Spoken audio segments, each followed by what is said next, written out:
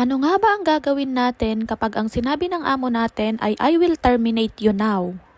Siyempre iisipin mo mag-e-empake ka na ng gamit mo. Huwag kabayan, ang una mong hingin sa kanya ay ang termination letter mo.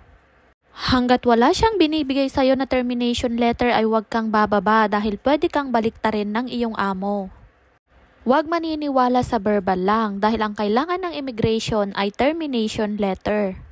Dahil ang termination letter na yan ay isa sa mga requirements na gagamitin mo kapag maghahanap ka ng iyong panibagong amo. And take note, kapag ikaw ang tinerminate ng amo ay magbabayad siya sa'yo ng 1 month salary, ticket at saka travel allowance na 100 Hong Kong dollars. Kapag nakuha mo na lahat yan ay dun ka na pwedeng mag-empake. Kung kailangan ipacheck mo sa amo mo lahat ng gamit mo na lalabas ay pwede mo yung gawin. Kapag nagkagulo naman doon sa loob ng bahay ay tumawag agad kayo ng pulis. I-dial nyo lang ang 999. Siguraduhin nyo lang po na nakaredy rin po yung address ng inyong mga amo. Para madali po nila kayong puntahan. Huwag po kayong matakot tumawag ng pulis dahil ang mga pulis dito ay very fair po sila. Nasa gitna lang po sila at wala po talaga silang kakampihan. Maging wise at brave po tayo sa mga pagkakataong ganito.